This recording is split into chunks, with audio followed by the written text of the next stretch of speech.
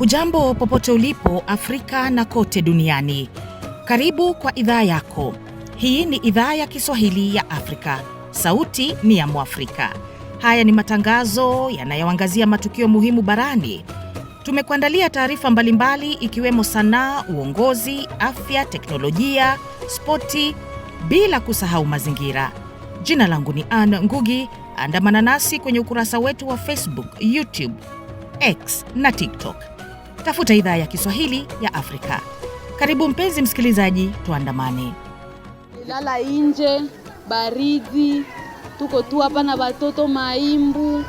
Maji ni ashida, maji ilikuja asubuhi na ishaenda. Serikali tutoe hapa, itupeleke basi mkambi jopa, tuko na tabanika na baridi, tuko na lala makosa. Basi hii leo tunaangazia hali ya wakimbizi waliokimbia mapigano ya Uvira mashariki mwa Jamhuri ya Kidemokrasia ya Kongo. Je, wameelekea wapi? Kwanza tupate muktasari wa matukio mengine barani naye mwenzangu Angela Ngendo. Maafisa wa usalama nchini Ureno wamemkamata mke wa rais aliyeondolewa madarakani Guinea Bissau kwa tuhuma za ulanguzi wa bidhaa na pesa. Bi Denisia Embalo, mke wa Omaro Sisoko Embalo, aliwasili mjini Lisbon na kukamatwa na maafisa usalama pamoja na raia mwingine mmoja. Wawili hao walipatikana na kitita cha euro milioni 5 pesa taslim. Ndege waliowasili nayo ilisajiliwa kama ya kijeshi na ilifaa kutua katika mji wa Beja kusini mwa Ureno.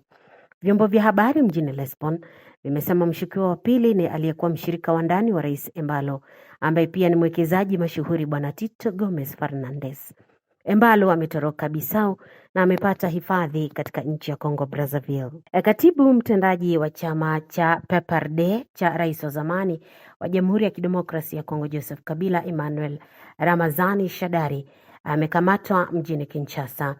Taarifa ya chama cha PPRD imesema kukamatwa kwa Shadari na upekuzi wa usiku kwenye makao makuu ya chama vinatishia wasiwasi mkubwa. Shadari aliyewahi kuwa makamu wa waziri mkuu na waziri wa mambo ya nje sawa na mgombea urais mwaka 2018 alikamatwa nyumbani kwake na watu wasiojulikana, na hadi sasa mahali alipo haijafahamika kwa mujibu ya familia yake. Kung'atwa kwake kunatokea katika mazingira ya kisiasa yenye mvutano takriban miezi mitatu baada ya kiongozi huyo wa zamani wa nchi hiyo Joseph Kabila kuhukumiwa adhabu ya kifo. Wakati huo huo, waziri wa mambo ya nje wa Burundi Edouard Bizimana amesema tangazo la waasi wa M23 kujiondoa mji Uvira katika jimbo ya Kivu Kusini ni uongo mtupu wa kupotosha umma na kimataifa. Inaonekana wazi kwa serikali ya Rwanda inajaribu tu kupunguza shinikizo za kimataifa, aliandika Bizimana kwenye mtandao wake wa X. Waasi wa M23 wanaungwa mkono na Rwanda walichukua udhibiti wa mji huo wa kimkakati karibu na mpaka wa Burundi wiki iliyopita, siku chache baada ya serikali ya Kongo na Rwanda kusaini mkataba wa amani mjini Washington, mkataba ambao Rais Donald Trump aliusifia kuwa muujiza mkubwa. Makumi ya raia wamepoteza maisha na maelfu ya wengine wameachwa bila makao baada ya mvua kubwa kunyesha na kusababisha mafuriko makubwa eneo la Safi mwambao wa Morocco. Picha za magari yaliyosombwa na maji pamoja na majumba zimeonekana katika mji huo wa Safi, kukiwa na hofu ya kuzuka mlipuko wa maradhi ya kipindupindu na malaria. Hospitali za mji zimepokea mamia ya majeruhi kwenye janga hilo, huku baadhi ya barabara zikifungwa baada ya kuharibika kabisa. Wataalamu wanasema hali ya sasa inachochewa na mabadiliko ya tabia nchi. Morocco ilishuhudia kipindi kirefu cha ukame mwaka jana, ambapo jamii za wafugaji na wakulima walipoteza mifugo na chakula. Wataalamu wa mazingira wanaonya hali ya sasa inaendelea kuwa mbaya, huku maeneo mengine yakisombwa na theluji inayomwagika kutoka kwa milima ya Atlas. Mamlaka za Sudan Kusini zimezuia ndege za Umoja wa Mataifa kuondoka au kutua nchini humo kwa tuhuma za kuipeleleza serikali. Umoja wa Mataifa umekanusha tuhuma hizo. Waziri wa mambo ya nje wa Sudan Kusini Samia Yakumba amesema wanachunguza ndege hizo na kuongeza maafisa upelelezi wanazungumza na Umoja wa Mataifa kuitikia kusikiliza vinasa sauti kutoka kwa ndege hizo.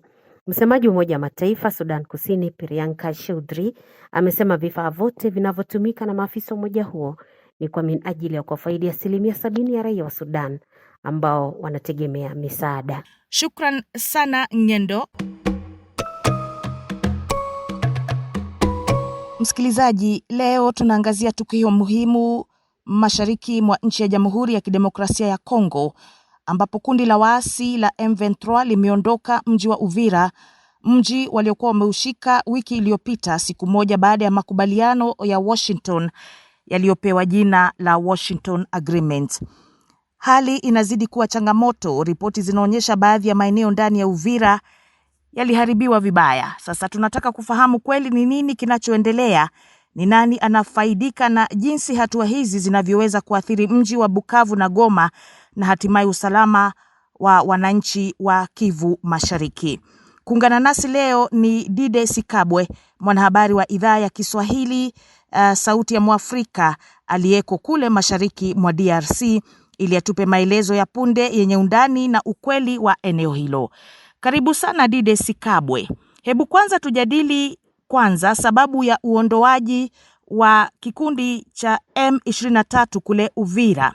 Je, M23 wameondoka Uvira katika mazingira gani kwa mtazamo wako, na ni kwa nini walihama mji huu? Ni sehemu ya mkakati wa kisiasa, kijeshi, au ni shinikizo la kimataifa? Asante sana Ane kwa swali hilo. Kabla ya kuendelea, lazima nikumbushe wasikilizaji kwamba kufikia sasa idhaa ya Kiswahili ya Afrika, Sauti ya Afrika, bado kupata kitangazo rasmi, licha ya kwamba habari hizo tayari zimetamba mapema siku hii Jumatano kwamba kundi la M23 tayari wameanza kuondoka katika mji huo wa Uvira. Kiukweli ni kwamba habari hizo zimesambazwa kwenye mitandao ya kijamii, ila kitangazo rasmi hakijatolewa bado. Na ikiwa nitakwenda kujibu kujua ikiwa wameondoka, ikiwa kweli wataondoka ni katika mazingira gani, tukichukulia kati ya mikakati ya kisiasa, kijeshi na shinikizo la kimataifa. Kiukweli ikiwa wataondoka ni kwa njia ya kisiasa, haswa tukichukulia shinikizo la kitaifa, inapokumbukwa tangazo lililotolewa na serikali ya Marekani kuhusu hilo. M23 na washirika wao wanahitajika waondoke kutoka jiji la Uvira kwa kuheshimu na kutekeleza mkataba uliosainiwa wa amani huko mjini Washington DC tarehe Disemba 4 chini ya uangalizi wa rais wa nchi hiyo Donald Trump. Sasa hebu tuangalie uhalisia wa ripoti za uharibifu. Kuna ripoti ambazo zimeenea kwamba baadhi ya maeneo ndani ya Uvira yameharibiwa au kuathiriwa na wanamgambo. Ni kweli kuhusu ripoti hizi? Watu na mali wameshuhudia nini ndani ya mji? Habari tulizo nazo na ambazo hazijathibitishwa kama nilivyozungumza kwa jibu langu la kwanza ni kwamba kwenye mitandao ya kijamii kuna audio zinazosambazwa kwamba kuna uharibifu ulioshuhudiwa kwenye mpaka wa Jamhuri ya Kidemokrasia ya Kongo na Burundi. Haswa ni kwenye ofisi ya uhamiaji inayojulikana kama vile DGM nchini humu, pamoja na ile ofisi ya Foroza inayojulikana kama vile DGDA. Huko ni upande wa Jamhuri ya Kidemokrasia ya Kongo. Mwenyewe nilipojaribu kupiga simu kwa watu wanaopatikana sehemu hizo, haswa wale wahuduma wa ofisi tajwa, wengi wao simu huingia lakini hawapokei, na wengine tunaojaribu simu zao hazipatikani. Kwa sasa ni vigumu kufahamu ikiwa habari zinazosambazwa ni za ukweli. Hebu sasa tutizame waliko sasa na mambo yanayofuata. Baada ya M23 kutoka Uvira, wako wapi sasa? Je, wanapanga kushikilia Bukavu na Goma bado? Nani ana faida zaidi kutoka hatua hii? Ni wananchi, waasi au wadau wa kisiasa?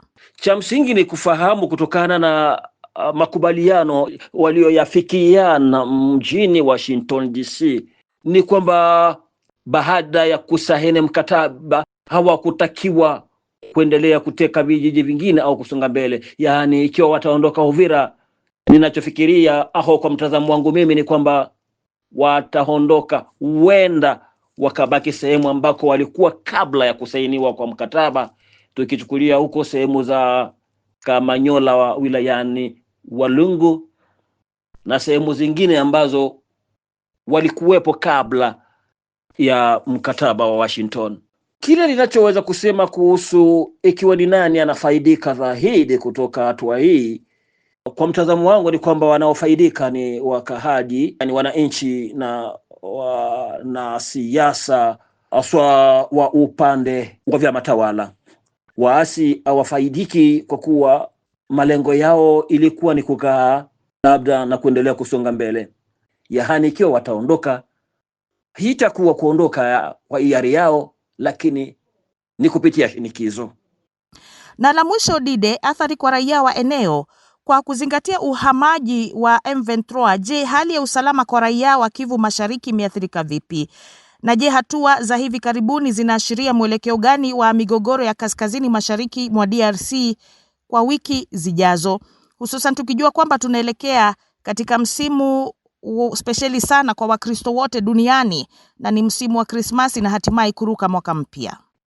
Lazima tukumbushe hapa kwamba kila wakati raia wasiokuwa na hatia yoyote ni wale ambao wanaathirika, iwe katika kuingia kwa waasi kama vile kutoka kwao. Na kuhusu mwelekeo wa migogoro ya mashariki, hasa tukichukulia mkoa wa Kivu Kaskazini na ule wa kusini mashariki mwa DRC, binafsi mtazungumza kwamba ingali bado mapema kutokana na hali ya historia ya nchi hii kwa ile inayoelekea machafuko kwa maeneo haya ya mashariki, kwa sababu huwa nyakati kama hizi za kukaribia sherehe za Christmas au za mwaka mpya huwa kunatokea vinyume ambavyo watu hawakutarajia.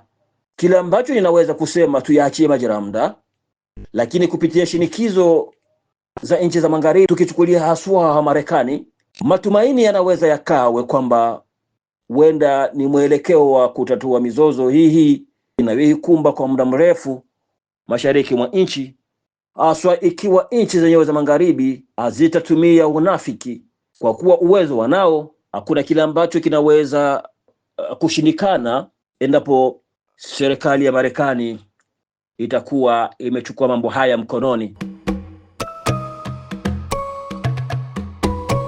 Tukisonga mbele ni kwamba wapiganaji wa kundi la M23 huko DRC walianzisha mapigano makali mwanzoni mwa mwaka huu na kutoa miji mikubwa mashariki mwa Kongo, hususan katika maeneo ya Goma na Bukavu. Makundi ya kibinadamu yamesema mapigano hayo yamesababisha maafa ya maelfu ya raia na maelfu ya wengine kukimbia makazi yao.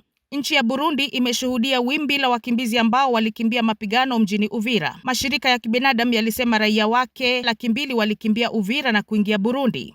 Kwa sasa kambi moja karibu na mji wa Bujumbura imewapokea wakimbizi 40,000. Burundi imefunga mpaka wake na Rwanda na makundi ya misaada imesema wakimbizi wengi hawana mahitaji ya maisha. Kutoka Bujumbura, Ramadhan Kibuga ametuandalia taarifa hii.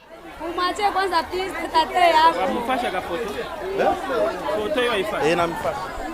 Kanaongea na msubiri. Wimbi la kwanza la wakimbizi wa Jamhuri ya Kidemokrasia ya Kongo walitoroka maeneo ya Luvungi, Katokota, Sange na kuchukua hifadhi katika eneo la Buganda magharibi mwa Burundi. Wakimbizi hao wanakumbwa na dhiki ya maisha kwenye vituo vya muda vya kuwapokea. Tulilala nje, baridi, tuko tu hapa na watoto maimbu. Maji ni shida, maji ilikuja asubuhi na ishaenda. Serikali tutoe hapa, itupeleke basi mkambi jopa, tuko na tabanika na baridi, tuko na lala makosa. Tulala kushida, tunalala kwa masima, hivyo. Choo kwanza, maji hakuna, maji kuna kauka kila saa hapa kwenye tu. Na baada ya serikali ya Burundi kufunga mpaka wake na Jamhuri ya Kidemokrasia ya Kongo kufuatia waasi wa M23 kuteka mji wa Uvira, sasa wimbi jipya la wakimbizi wanaonekana kuvuka maji ya ziwa Tanganyika kwa kutumia mitumbwi na kuchukua hifadhi katika mji wa Rumonge kwenye mwambao wa ziwa Tanganyika kusini mwa Burundi. Sehemu kubwa ya wakimbizi hao wanatokea katika maeneo ya Baraka na Fizi, na hawa wanahofia uwezekano wa vita kuingia katika maeneo hayo. Hakuna situation mzuri, maana watu basoda ni wengi kuzidia baraia. Watu wanaingiliwa manyumba, wanabakwa, kuiba mavitu, maana masase kupigwa kiolela. Kuna mara masase kunapata watu. Ndio maana tuliona tuepushe uwai wetu, tuokoe watoto. Muda wa kukamata hata vitu, hiyo masase yenyewe kunapigiwa, utapata manguvu haya kukamata hata vitu. hakuna hata ukamata. Maana ukamata sasa vile ukao ukitosha hiyo kitanda, ukitosha sana manguo budogo budogo na kiana kimbiana nabo, vingine vyote vya maana na vingine vinabakia mnyumba. Lakini huku mimi nashukuru Mungu mimi naokoa uhai wangu. Licha ya waasi wa M23 kutangaza kwamba watajiondoa katika mji wa Uvira, serikali ya Burundi haijatoa tamko lolote kuhusiana na hatua hiyo. Shirika la UNHCR hapa Burundi linasema zaidi ya raia 40,000 wa Jamhuri ya Kidemokrasia ya Kongo wamechukua hifadhi mwezi huu tu baada ya kuzuka mapigano mapya katika eneo la Kivu ya Kusini. Kufuatia idadi kubwa ya wakimbizi, UNHCR imezindua kambi mpya katika eneo la Bweru-Ruigi, mashariki mwa Burundi. Mimi ni Ramadhani Kibuga, idhaa ya Kiswahili ya Afrika, Bujumbura. Ikiwa unajiunga nasi, hii ni idhaa ya Kiswahili ya Afrika, sauti ya Mwafrika. Jiunge nasi kwenye Facebook, TikTok na X. Tafuta idhaa ya Kiswahili ya Afrika. Tunakukaribisha pia ujiunge au usubscribe na YouTube ya idhaa ya Kiswahili ya Afrika na kuwa huru kabisa kuchangia kwenye makala haya. Kumbuka kwamba idhaa hii ni yako wewe Mwafrika. Jina langu ni Anna Ngugi. Naona wengi mnajiunga na idhaa hii ya Kiswahili ya Afrika. Asante kwa kuendelea kusikiliza sauti ya Mwafrika. Haya basi, namuona nani hapa? Namuona Njigwa. Anatokea kule Moshi, Tanzania, na anasema kwamba anatufuatilia vizuri na amekuwa akipokea matukio mengi hasa yanayohusu bara hili na hasa yanayohusu nchi yake ya Tanzania. Shukran sana. Hapa pia namuona Winnie, na Winnie anasema kwamba anatusikilizia akiwa pale Tarekea, ni mpakani mwa Kenya na Tanzania, na anatupata barabara kabisa. Shukran sana Winnie. Upande mwingine pia naona hapa tunaye jina lake ngumu hili, lakini nitajaribu niwezalo kuweza kulitamka. Kindekedezwe. Nimejaribu niwezavyo.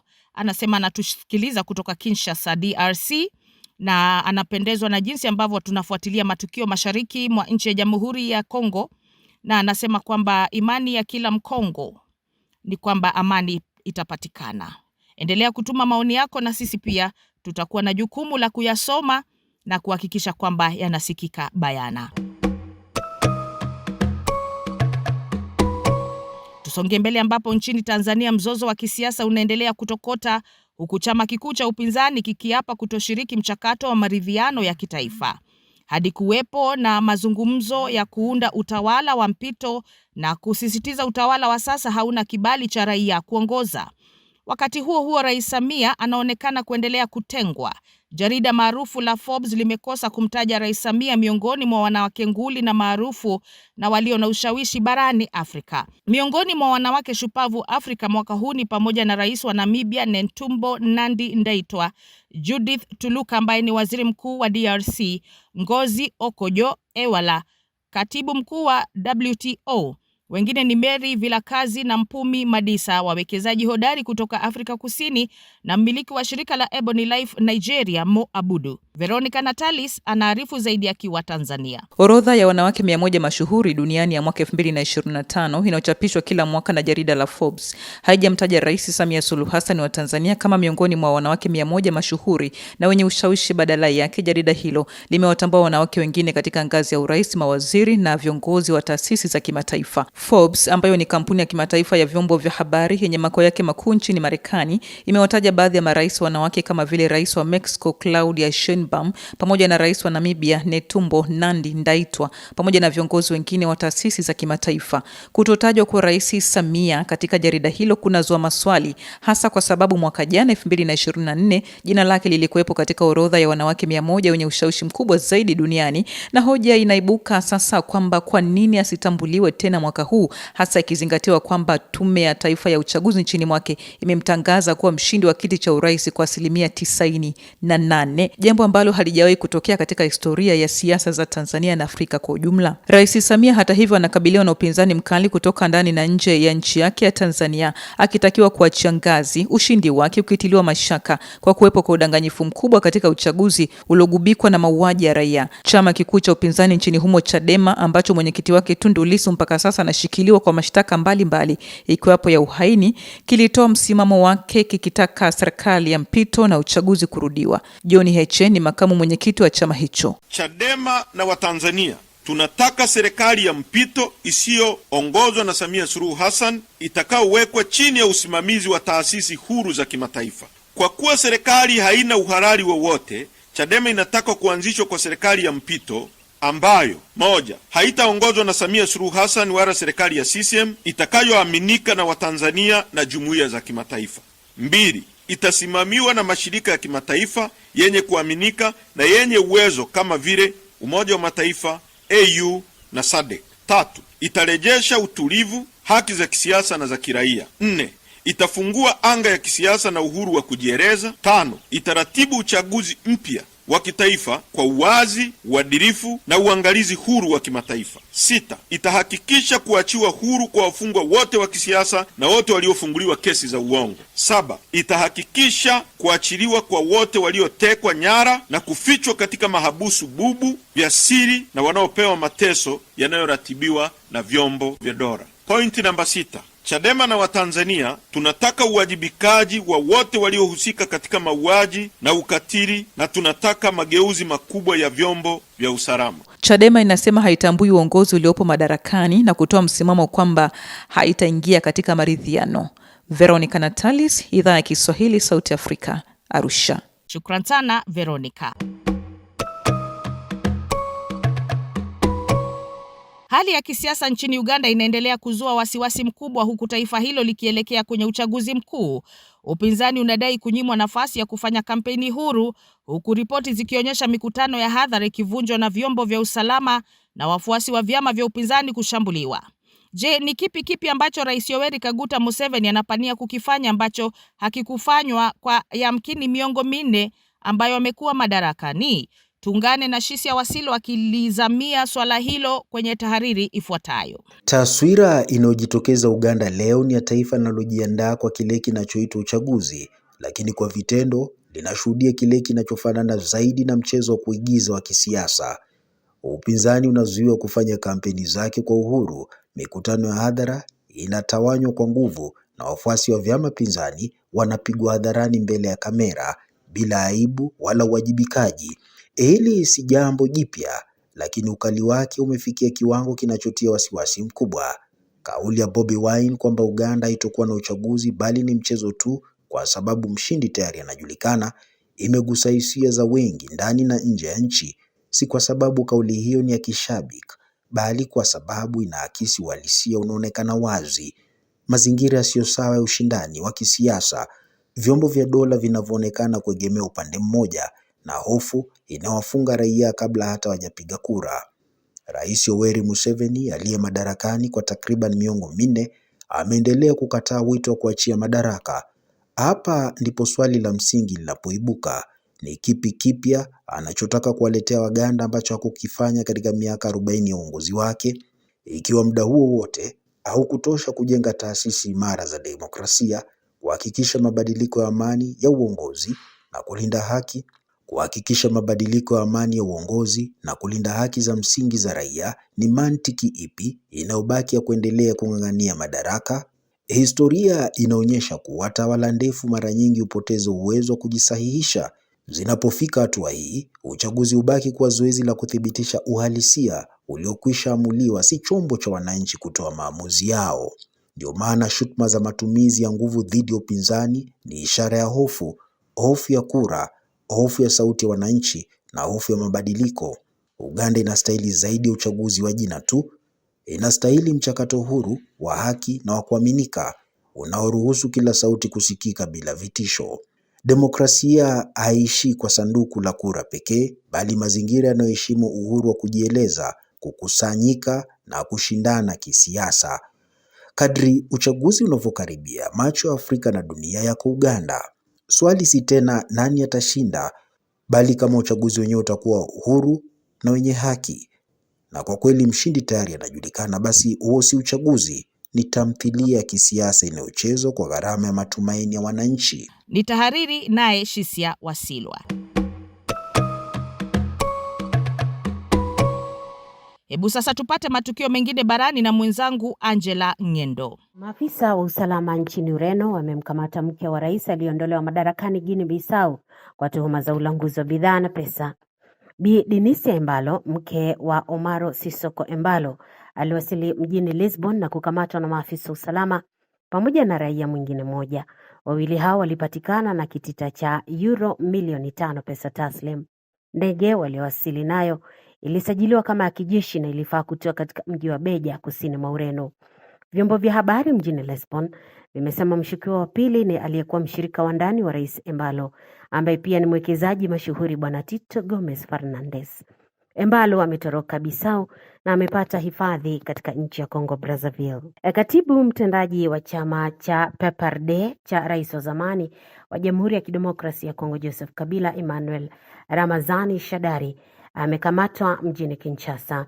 Taarifa ya chama cha PPRD imesema kukamatwa kwa Shadari na upekuzi wa usiku kwenye makao makuu ya chama vinatishia wasiwasi mkubwa. Shadari aliyewahi kuwa makamu wa waziri mkuu na waziri wa mambo ya nje sawa na mgombea urais mwaka 2018 alikamatwa nyumbani kwake na watu wasiojulikana, na hadi sasa mahali alipo haijafahamika kwa mujibu ya familia yake. Kukamatwa kwake kunatokea katika mazingira ya kisiasa yenye mvutano takriban miezi mitatu baada ya kiongozi huyo wa zamani wa nchi hiyo Joseph Kabila kuhukumiwa adhabu ya kifo. Wakati huo huo, waziri wa mambo ya nje wa Burundi Edouard Bizimana amesema tangazo la waasi wa M23 kujiondoa mji wa Uvira katika jimbo ya Kivu Kusini ni uongo mtupu wa kupotosha umma na kimataifa. Inaonekana wazi kwa serikali ya Rwanda inajaribu tu kupunguza shinikizo za kimataifa, aliandika Bizimana kwenye mtandao wake wa X. Waasi wa M23 wanaungwa mkono na Rwanda walichukua udhibiti wa mji huo wa kimkakati karibu na mpaka wa Burundi wiki iliyopita, siku chache baada ya serikali ya Kongo na Rwanda kusaini mkataba wa amani mjini Washington, mkataba ambao Rais Donald Trump aliusifia kuwa muujiza mkubwa. Makumi ya raia wamepoteza maisha na maelfu ya wengine wameachwa bila makao baada ya mvua kubwa kunyesha na kusababisha mafuriko makubwa eneo la Safi mwambao wa Morocco. Picha za magari yaliyosombwa na maji pamoja na majumba zimeonekana katika mji huo wa Safi, kukiwa na hofu ya kuzuka mlipuko wa maradhi ya kipindupindu na malaria. Hospitali za mji zimepokea mamia ya majeruhi kwenye janga hilo, huku baadhi ya barabara zikifungwa baada ya kuharibika kabisa. Wataalamu wanasema hali ya sasa inachochewa na mabadiliko ya tabia nchi. Morocco ilishuhudia kipindi kirefu cha ukame mwaka jana, ambapo jamii za wafugaji na wakulima walipoteza mifugo na chakula. Wataalamu wa mazingira wanaonya hali ya sasa inaendelea kuwa mbaya, huku maeneo mengine yakisombwa na theluji inayomwagika kutoka kwa milima ya Atlas. Mamlaka za Sudan Kusini zimezuia ndege za Umoja wa Mataifa kuondoka au kutua nchini humo kwa tuhuma za kuipeleleza serikali. Umoja wa Mataifa umekanusha tuhuma hizo. Waziri wa mambo ya nje wa Sudan Kusini Samia Kumba amesema wanachunguza ndege hizo na kuongeza maafisa upelelezi wanazungumza na Umoja wa Mataifa kuitikia kusikiliza vinasa sauti kutoka kwa ndege hizo. Msemaji wa Umoja wa Mataifa Sudan Kusini Priyanka Chaudhry amesema vifaa vyote vinavyotumika na maafisa umoja huo ni kwa minajili ya kufaidi 70% ya raia wa Sudan ambao wanategemea misaada. Haya, kwenye neno la siku hii leo tunaangazia maana ya tezi dume. Tezi dume ni kiungo kidogo kinachopatikana katika mfumo wa uzazi wa mwanaume pekee. Kipo chini ya kibofu cha mkojo na kazi yake kubwa ni kutoa majimaji yanayosaidia kusafirisha na kulinda mbegu za kiume. Matumizi katika sentensi. Tunapozungumza kiafya, wanaume wenye umri wa kuanzia miaka 40 wanashauriwa kufanya uchunguzi wa tezi dume mara kwa mara. Kuelezea ugonjwa. Babu anasumbuliwa na ugonjwa wa kuvimba kwa tezi dume, jambo linalomfanya apate shida wakati wa kukojoa. Katika mafunzo, saratani ya tezi dume ni moja kati ya magonjwa yanayowapata wanaume wengi duniani kote. Maneno muhimu yanayohusiana kuvimba kwa tezi dume. Kwa kimombo ni jina liko pale la kitaalum, wanasema benign prostatic hyperplasia, yani BPH. Saratani ya tezi dume, prostate cancer. Uchunguzi wa tezi dume, prostate screening. Kumbuka ni muhimu kutofautisha kati ya tenzi dume ambayo ni aina ya ushairi wa kishujaa na tezi dume ambacho ni kiungo cha mwili. Tofauti tu ni herufi N. Haya basi, tumefika tamati la kusoma neno la siku. Asanteni wote kwa kuchangia matangazo ya leo. Ni hayo tu kwa leo. Jiunge nasi kila siku saa 1:30 jioni saa za Afrika Mashariki. Hii ni idhaa ya Kiswahili ya Afrika. Jiunge nasi kwenye Facebook, YouTube, TikTok na X. Ni hayo tu kwa leo. Jina langu ni Ann Ngugi. Kwa heri kwa sasa na nakutakia jioni isiyokuwa na bugudha.